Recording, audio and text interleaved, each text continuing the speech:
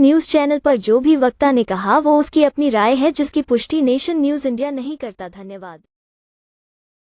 मेरे चैनल में आपका हार्दिक स्वागत है। आज हम भारत की राजधानी दिल्ली के अंदर हम बात कर रहे हैं इस समय हिंदी भवन से, जो ITU पर है, और अभी यहाँ काफ़ी सारी किताबों का विमोचन हुआ और मेन प्रोग्राम था छंदबंद भारत का संविधान।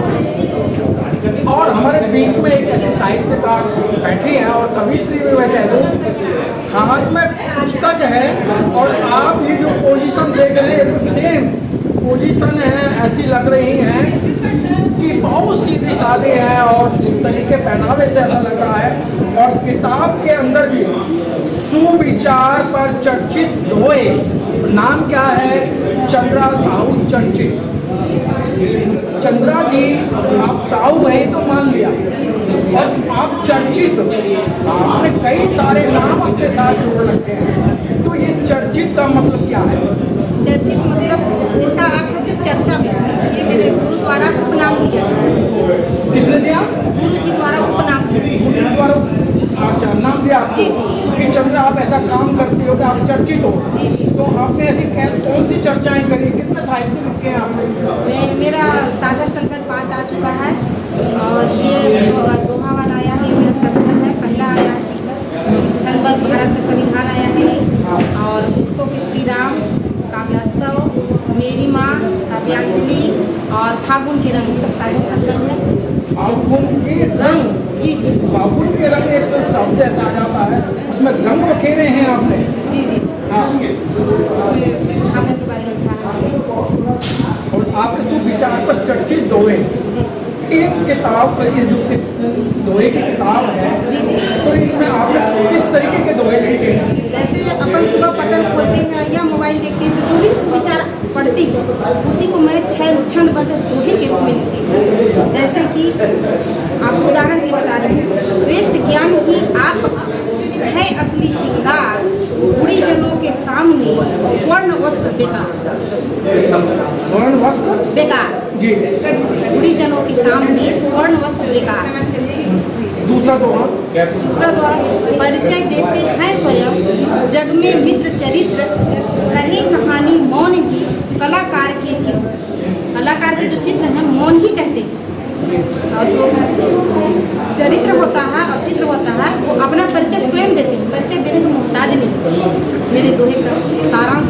चंद्रा साहू जी, आपने बहुत अच्छे दोहे लिखे हैं और दोहे की अच्छी बात करते हैं, लेकिन जो पहले साहित्यकार थे और आज के साहित्यकार हैं, जो आज वो दोहे लिख रहे हैं या साहित्य लिख रहे हैं, वो इस तरीके से लिख रहे हैं कि एक समुदाय को दूसरे समुदाय में लड़ाई झगड़े कराने की बात करते हैं या उनको टॉर्चर किया जाता है दोहे के माध्यम से, कविताओं के माध्यम से।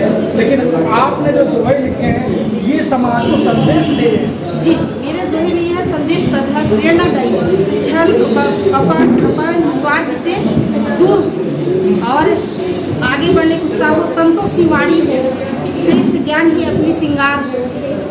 ये मेरे दोहे का सारांश है। प्रेरणादायी संदेश लोगों तक पहुँचा।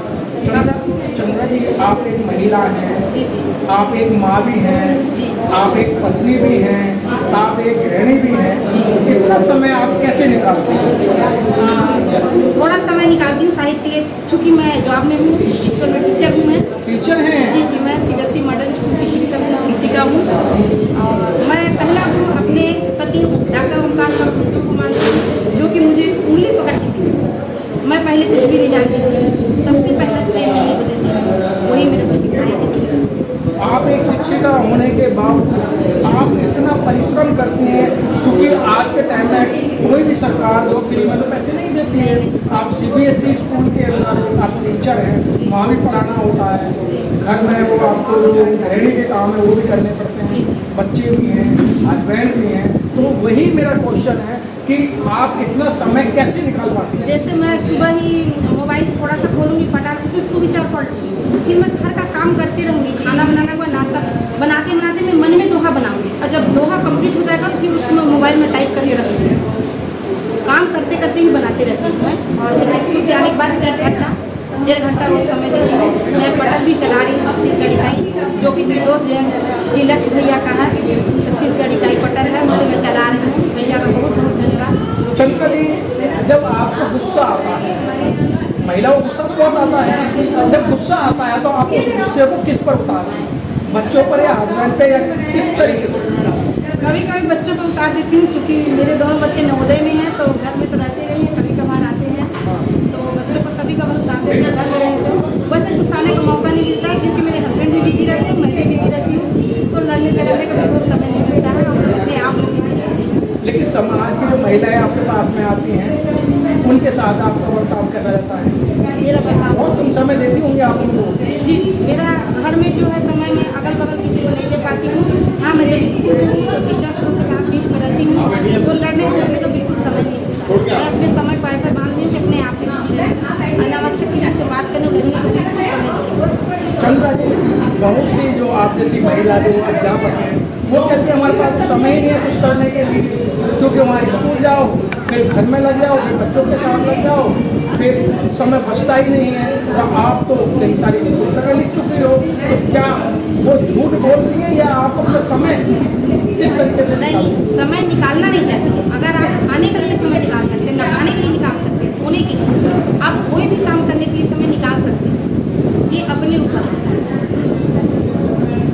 चंद्रा जी, आपको बहुत सारे जो महिलाएं देख रही हैं, जो काम चोर कह दूं मैं तो आपके बीच में बैठा हूँ, क्योंकि आपको मैंने बताया कि आप एक अध्यापक हैं और आप महिला भी हैं, आप पत्नी भी हैं, आप माता भी हैं, इन सबके बीच में आप समय निकालती हैं, तो उन महिलाओं को क्या संदेश देना चाहते हैं? या तो उन्हें कामचोर कह दें, या वो कहते हैं कि नाचन ना जाने आंगन टेढ़ा?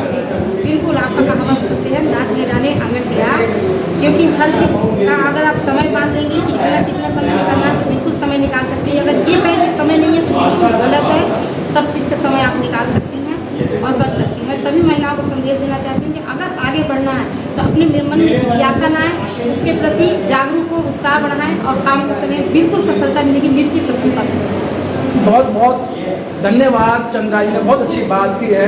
अगर आपकी नेक नीयत और आपके मन के अंदर कुछ काम करने की अभिलाषा है तो समय भी निकलेगा और उस काम को भी करेंगे।